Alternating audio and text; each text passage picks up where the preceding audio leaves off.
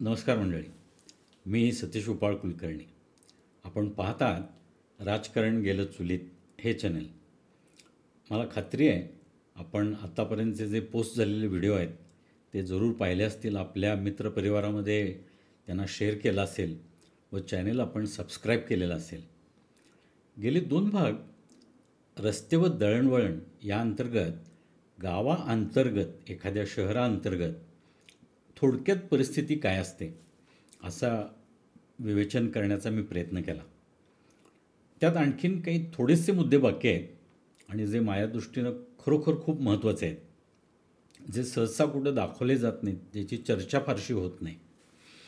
त्याच्यावर थोडंसं विवेचन करू आणि मग पुढं आपण आजच्या भागाकडे वळू. आजचा भाग आहे रस्ते व दळणवळण 2 गावांदरम्यान किंवा 2 शहरांदरम्यान किंवा नॅशनल हायवे वगैरे वगैरे, स्टेट हायवे. अर्थात ते मुद्दे असे होते की गावाअंतर्गत दळणवळणासाठी रस्ते बनवले जातात, काही नाले काढले जातात, काही गल्ल्यांमध्ये वगैरे वगैरे. ह्या सगळ्यासाठी आपण पाहतो की त्या भागामध्ये एखादा डिजिटल बोर्ड वगैरे लावला जातो आणि आपण केलेल्या कार्याचं एक प्रकारे प्रसिद्धी करण्याचा मोह थोडक्यात त्या विशिष्ट व्यक्तीला आवरत नाही. हे सर्वार्थानं चुकीचं आहे. सर्वार्थानं चुकीचं अशासाठी आहे की एक तर ह्याला लागणारं सगळं जे बजेट आहे, जो फायनान्स आहे, तो शासनाच्या तिजोरीमधून आलेला असतो. म्हणजे याचाच अर्थ टॅक्स पेयरच्या खिशामधून गेलेला पैसा तो आहे. लोकप्रतिनिधींनी आपले डिजिटल पॅनल न लावता ते काम खरोखर किती चांगल्या दर्जाचं होईल ह्याच्याकडं लक्ष देण्याची आता सध्याच्या काळामध्ये गरज आहे. लोकांना कळतं, कुणाला सांगायची गरज नाही की हे काम अमुक एका व्यक्तीनं केलेलं आहे आणि जो खऱ्या अर्थानं अंतःकरणापासून जनतेची कामं होण्यासाठी धडपडत असतो त्याच्याबद्दलही लोकांना खूप अगदी स्पष्टपणे माहिती असतं. ह्यासाठी कुठली बोर्ड लावणे, त्याचे बॅनर्स बनवणे वगैरे ह्याची काही खरंच आवश्यकता नसते. तर ही केवळ पैशाची उधळपट्टी होते. हा माझा मुख्य मुद्दा आहे यामधून. मी काही शिकवत असताना काही लेक्चर्स दरम्यान विनोदानं माझ्या विद्यार्थ्यांसमोर ही गोष्ट मांडत होतो की मी आज एक लेक्चर घेतलं, मी 3 प्रॅक्टिकल्स घेतली किंवा 2 लेक्चर्स घेतली, ट्युटोरियल्स घेतली.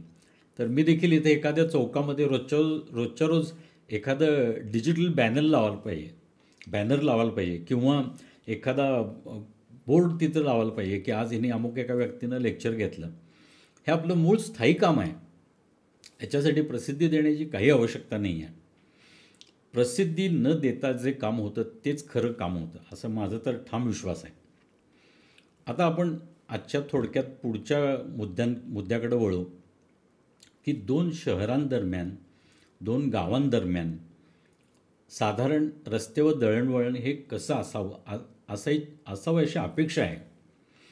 ही अपेक्षा आहे. आपण ह्याच्यातून आपण कुणापुढं तरी ही एक प्रकारे फिर्याद मांडतोय असं मी मानतो की बस झालं, आत्तापर्यंत जे होऊन गेलं, ज्या चुकीच्या पद्धती होत्या, ज्या अनिष्ट प्रथा होत्या वगैरे, ह्या बाबींमध्ये सुद्धा त्यांना कुठेतरी फाटा देऊन आता एक नवीन सुरुवात केली गेली पाहिजे. नव्या दिशेकडं आपलं पाऊल पडलं पाहिजे. आपण नया भारत म्हणतो, पण अजून बऱ्याचशा स्कीम सगळ्या जुन्याच आहेत तशा. कारण मी कमिटींचा वारंवार उल्लेख केलेला आहे. आता उदाहरणार्थ, ज्या वेळेला 2 शहरांदरम्यान रस्ते होतात किंवा एखादा स्टेट हायवे किंवा नॅशनल हायवे होतो, हे कुणाच्या अखत्यारीत येतं हा विषय गौण आहे. पण खरोखर जर तुम्ही लँड ऑक्युपेशनचं काम करताय आणि एखादा कमांडिंग लाईन ठरवताय की अमुक एका भागामधून हा रस्ता जर गेला तर शॉर्टेस्ट डिस्टन्स होईल आणि कमीत कमी खर्च या रस्त्याला संभावितपणे येईल, हा पहिला मुद्दा असतो रस्त्याच्या एखादी साईट निवडण्यामध्ये. 2 शहरांना जोडणाऱ्या रस्त्यांमध्ये पहिला मुद्दा हाच असला पाहिजे खरं तर.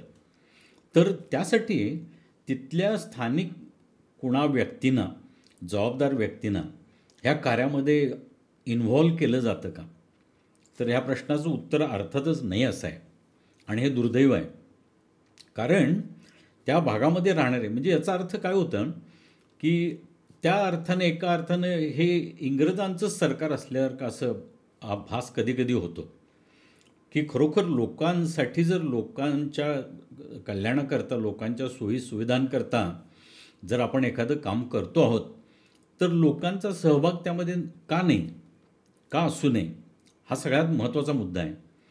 अगदीच जे, आणि बऱ्याचदा असं आपण बघतो, जी ड्रॉइंग्ज किंवा जी एक विशिष्ट प्रकारची चॅनेल्स ही एखाद्या ऑफिसमध्ये बसून बनवली जातात, खाली ते प्रत्यक्ष साईटवर काम करताना, त्याचं एक्झिक्युशन करताना त्यामध्ये अनंत गोष्टींचा बदल करावा लागतो, करणं क्रमप्राप्त असतं. कारण लोकल कंडिशन्स ह्या वेगळ्या असतात, they differ from what actually we have prepared on the paper. तर ह्यासाठी तिथल्या स्थानिक स्तरावरच्या, त्यासाठीच मी पूर्वी एकदा हाही मुद्दा मांडला होता की एखाद्या गावामध्ये, आता प्रत्येक गावामध्ये अभियांत्रिकी महाविद्यालय आहे. खरं तर अभियांत्रिकी महाविद्यालय म्हणजे एक श्रेष्ठतम तिथलं एक इन्स्टिट्यूट, श्रेष्ठतम संस्था असं म्हणायला हरकत नाही.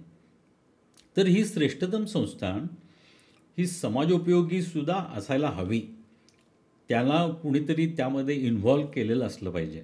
म्हणून मी प्रोजेक्टचा उल्लेख केला होता की प्रोजेक्ट हे दैनंदिन कारणासाठीची, दैनंदिन गरजेसाठीची टेक्नॉलॉजी भलेही आपण बाहेरची वापरत असू, पण त्याचा उपयोग आपल्या भारतीय स्थितीसाठी, भारतीय कंडिशन्स खाली, भारतीय लोकांच्या उपयोगाकरता कसा करता येईल. आता सध्या चालू असलेला कुंभमेळावा हा याचं आदर्श उदाहरण मी तरी मानतो. कारण इतक्या लाखो लोकांची सोय, राहण्याची वगैरे आणि इतर स्नान वगैरेंची सोय ही एका त्या विशिष्ट कॅम्पसमध्ये करणं ही खरोखर स्किलफुल गोष्ट आहे. आणि ती जर तिथं होऊ शकते, तर इतर ठिकाणी ही व्हायला काय हरकत आहे, हा थोडक्यात मुद्दा आहे. तर समजा लोकांचा अंतर्भाव त्यात घेता येणं किती आवश्यक आहे, हे वारंवार मी याच्यावर स्ट्रेस देईन. लोकांचा अंतर्भाव ह्या प्लॅनिंगमध्ये असलाच पाहिजे. दुसरी गोष्ट, ज्या ठिकाणाहून ही दोन रेषा जोडते शहरांना, म्हणजे जिथं संभाव्य रस्ता असतो, त्या भागाचा खरोखर सर्वे केला गेलेला असतो का. आणखीन सर्वे केला असेल तर सॉईल कंडिशन्स, म्हणजे मातीचं स्वरूप त्या भागामधलं, वेगवेगळ्या भागामध्ये अगदी मैलावर, किलोमीटरवर मातीचं स्वरूप बदलतं. आणि त्यामुळे होतं काय की जो बनला जाणारा संभाव्य रस्ता आहे त्याच्यासाठी काय डिझाईन वापरायचं ह्याचा महत्त्वाचा निर्णय घ्यावा लागतो. आता आजकाल झालेल्या आपल्या काही रस्त्यांमध्ये आपण पाहतो, उदाहरणार्थ पुणे बेंगलोर सध्याचा रस्ता तुम्ही बघा, जो तयार झालेला आहे, ह्या रस्त्यावर काही ठिकाणी कॉन्क्रीटचा रस्ता आहे, काही ठिकाणी टारचा रस्ता आहे, ॲस्फाल्टचा रस्ता आहे. ह्या रस्त्यामधलं येणारं हे 2 टप्प्यांमधलं जे व्हेरिएशन आहे, ही गाड्यांवर प्रचंड परिणाम करतं. वेगांवर तर परिणाम होतोच, आपण कदाचित वेगांवरून अनुभवलं असेल ही गोष्ट. फ्रिक्शनवर परिणाम होतो, आणि फ्रिक्शनवर परिणाम झाला म्हणजे याचा अर्थ गाडीचं स्किडिंग होणं किंवा गाडी पलटी खाणं हे जास्ती शक्यता असते. जो फ्रिक्शनल कॅरेक्टरिस्टिक, जी फ्रिक्शन एखाद्या टार आणि त्या टायर, कारची किंवा त्या टू व्हीलरची टायर यांच्यामध्ये जो असेल, जी फ्रिक्शन असेल, आणि जे कॉन्क्रीटचा रस्ता आणि ती टायर याच्यामध्ये जी फ्रिक्शन असेल, ह्या दोहोंमध्ये जमीन आसमानाचा फरक असतो. आणि हा जमीन आसमानाचा फरकच हे ॲक्सिडेंट्स वगैरे व्हायला कारणीभूत जास्तीत जास्त होत असावेत असं मला ठामपणानं वाटतं. तर हा टोपोलॉजिकल सर्वे हा व्यवस्थितपणानं केला गेला आहे का. तिसरी गोष्ट, हे स्ट्रक्चरल डिझाईन बनवताना जसं मी आता म्हटलं की मातीचं स्वरूप वेगवेगळं असतं, त्याप्रमाणे कुठं रिइन्फोर्समेंट करायला हवी, कुठं सळी घालायला हवी, आणि सगळ्यात महत्त्वाचं म्हणजे आंतरराष्ट्रीय स्तराच्या आपण गोष्टी करतो. आता आज ग्लोबलायझेशन झालेलं आहे वगैरे वगैरे, किंवा वर्ल्ड इज वन वगैरे, अशा अनेक प्रकारचे स्लोगन आजकाल दिले जातात. तर परदेशामध्ये जिथं जिओ टेक्स्टाईल किंवा जिओ मेम्ब्रेन्स वापरली जातात, जिओ टेक्स्टाईल्स आणि जिओ मेम्ब्रेन याचा अर्थ जी एखाद्या जमिनीच्या संलग्नपणानं राहतात, म्हणजे एखाद्या रस्त्याखाली उदाहरणार्थ जे वस्त्र रस्त्याखाली राहतं आणि त्याच्यामध्ये होणारे जे वेगवेगळ्या डिस्प्लेसमेंट आहेत, एखादं वाहन जड वाहन गेल्यानंतर ज्या डिस्प्लेसमेंट क्रिएट होतात, जो आघात निर्माण होतो, त्याला रोधण्याची, ते रोधन करण्याची, ते सस्टेन करण्याची आणि त्याचं लोड हे बऱ्याच भागावर डिस्ट्रीब्यूट करण्याची क्षमता ह्या जिओ टेक्स्टाईलमध्ये असते, जिओ मेम्ब्रेनमध्ये असते. ते कुठं कोणत्या ठिकाणी काय वापरायचं वगैरे ह्याची मानकं उपलब्ध आहेत आणि जगभरामध्येही वापरली जातात. पण आजकालच्या मी जसं पाहिलं आहे, आपल्या इथं बनवले जाणारे जे रस्ते आहेत, त्या हायवेज आहेत वगैरे, ह्याच्यामध्ये कुठेही जिओ टेक्स्टाईल घातलेलं मला तरी आढळलं नाही आहे. आढळलं असेल, घातला असेल तर काही ठिकाणी जिथं घातला असेल त्याबद्दल मी क्षमा मागतो, की नजर चुकीनं राहून गेला असेल. पण जवळजवळ माझ्या माहितीप्रमाणे कुठेही जिओ टेक्स्टाईल किंवा जिओ मेम्ब्रेन हे वापरलं गेलं नाही आहे. जे ड्रेन्स घातले जातात रोडच्या बाजूला वगैरे, तिथं न घालण्याचे दुष्परिणाम काय होतात, हा रस्ता बऱ्याच ठिकाणी कालांतरानं पाऊस पडून गेल्यानंतर किंवा वाहनां खूप वर्ष पडल्यानंतर त्याच्यावरून काही ठिकाणी पॉटहोल्स तयार होतात, म्हणजे खड्डे बनतात, छोटे छोटे खड्डे बनतात आणि हे मोठ्या ॲक्सिडेंटनासुद्धा कारणीभूत होऊ शकतात. कारण हे छोटासा हा दिसणारा खड्डा ज्यावेळेला पाऊस पडतो त्यावेळी विशेषतः टू व्हीलरसाठी, दुचाकी वाहनासाठी फार मोठा घातकी ठरू शकतो.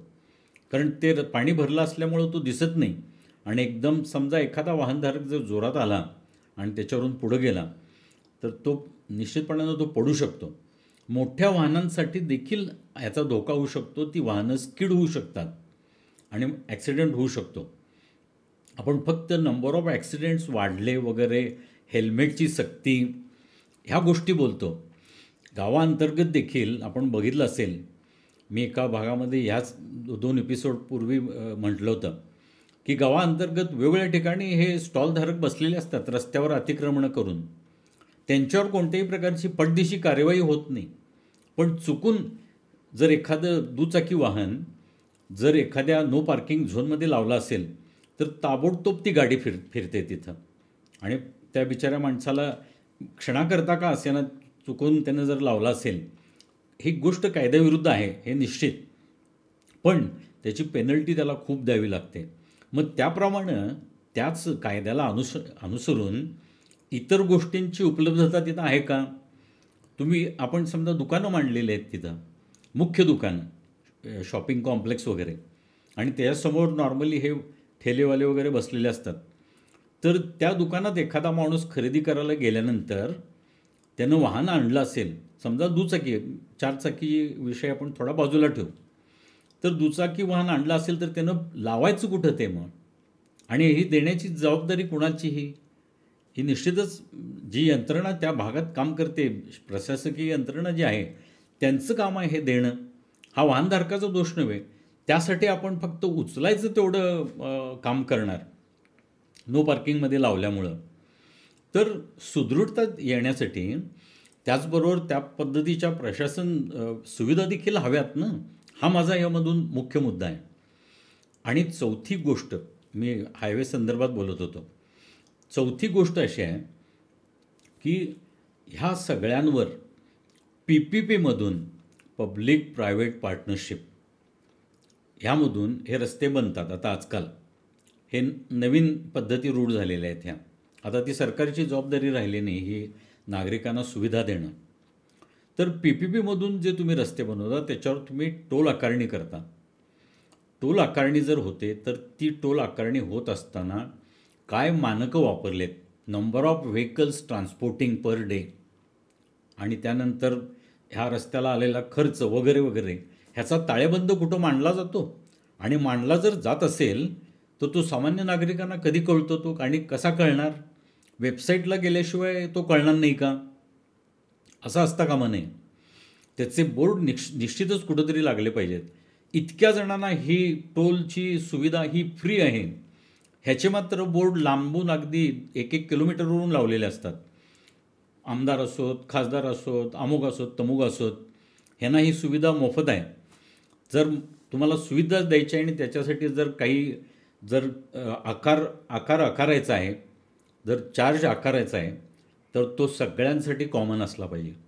मी मंदिरांमध्ये जसं म्हटलं की एकतर तुम्ही मोठ्या दर्शन लाईन रांगेमधून या.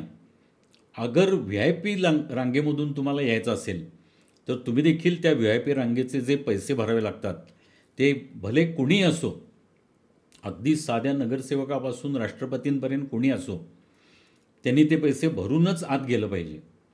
तर ह्या टोलमधून कुणाची सुटका असता कामा नये. किती वर्षासाठी तो टोल आहे, किती आकार लावला जाणार, कुठल्या वाहनाला, हे कसं ठरवलं आहे, काय निकष वापरलेत, ह्याचा कुठंतरी आपल्याला खुलासा झाला पाहिजे. ह्या गोष्टी ह्यामध्ये महत्त्वाच्या आहेत. रस्ते आणि वळणाअंतर्गत आणखीन काही जर मुद्दे राहिले असतील तर निश्चितच मी आपल्यापुढं पुन्हा येऊन हे मुद्दे मांडण्याचा प्रयत्न करीन. आणखीन आपल्याला जर काही मुद्दे सुचले असतील तर माझ्या ईमेल आय डीवर जरूर आपण पाठवा. चॅनेल हे जरूर लाईक करा, शेअर करा व सबस्क्राईब करा, ही सगळ्यांना विनंती. आपली रजा घेतो. नमस्कार. धन्यवाद.